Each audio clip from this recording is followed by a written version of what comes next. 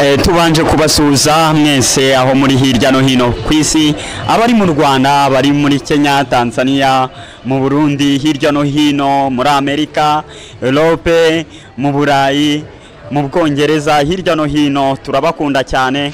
Reka tubanze tubibwire, ngewe uri muvuga nitwa niyo mungerija Batista guturuka kuri Cape TV 47. Aka kanya rero tugiye kubagezaho impamvu turi muri studio rya Future Rwanda. N'umugisha udasanzwe nyuma y'urugendo rurerure umuvandimwe amaze agenda agerageza kutugezaho amakuru yo mu mupira w'amaguru agiye atandukanye, n'urugendo rurerure rukomeye cyane. Mbanza gushimira abantu mwese mwadushigikiye mukakurikirana ibiganiro ducishaho, mukanda subscribe, mukanda share, mukanda like, ndabakunda cyane. Rero muvandi, felicitation niko navuga ngo felicitation. Saa moya za mu gitondo nibwo twakiriye amakuru ko utsinze igitego cy'umutwe ukabukandagiye kuri subscribe 1,000K. Urumva umeze ute nk'umuntu wujuje subscribe 1,000? Yes, meze neza cyane, ndashimira Imana. Mani n'urugendo rukomeye cyane kuko ni ibintu nakoze nzi ko bishobora kuzabyara umusaruro, kuko nabikoze nta muntu nagambanye nawe. Rero kugira ngo ugere abantu 1,000 bagukurikira, mwana no rugamba ruba rukomeye cyane. Ndabyumva, nibyishimo bidasanzwe.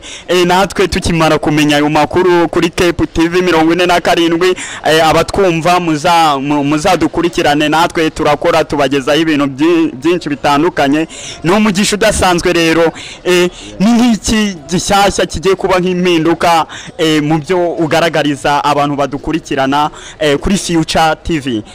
Yes, ibintu ni byinshi ndi guteganyiriza abantu bakurikira Future TV Rwanda, kuko uyu munota uko nakoraga bigiye kwiyongera, kuko nakoraga rimwe na rimwe nkakoresha telefone nkuko niyeranjaga, ariko ikindi gihe nkaba nabona kamera. Ariko ubu none uyu munota rero ngiye gukora ntikoresheje, kuko nabonye birimo akazi, kuko nintakora surumva bizagenda gute abantu 1,000 bazabona iki cyo kureba. Na mahirwe adasanzwe, ndumva ko noneho mugiye kujya mubona amashusho asobanutse, nubwo yabivuze mu ncamake.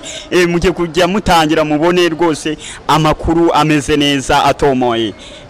Ngaho shimira abantu bakurikirana Future TV kuri uyu munsi, ubabwire n'uburyo wumva wishimye, nabo bashimire, kuko badahari ntacyo nawe ntacyo waba ufite.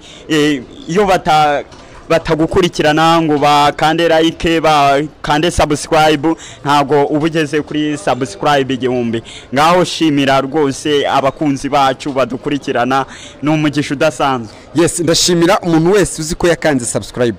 Mana yo mwijuru, nongere mbisubiremo, n'umuntu w'agaciro, n'umuntu numva mubonye nge namuhobera. Uwari wese uzabasha kumbona nzamuhobera n'ubundi. Yes, ndabashimira rero, mbifuriza kugubwa neza. Kandi nanone hari umuntu utari wakora subscribe, uyenda yarabibonaga akabona bitazamuvinga ngo bigere kure. Uwo rero utarakora subscribe, Mana y'umujuru, ndamwinginze nawe ku ruhande rwe nakore subscribe, noneho ibiganiro byacu bijye bibageraho umunsi ku munsi. Mbega ngiye gukora ntikoresheje, ngiye gukora nkorera abanyarwanda, ntago ngiye nzakora ku giti cyanjye. Yes. Okay, murakoze cyane kudukurikirana. Nge ubabwira, natwe dufite channel yitwa Cape TV 47 cyangwa se Cape TV 47. Murakoze cyane, ntago tuzahagarara ku rugendo twatangiye, turacyakomeje kandi ibyiza biri imbere. Murakoze cyane, bye.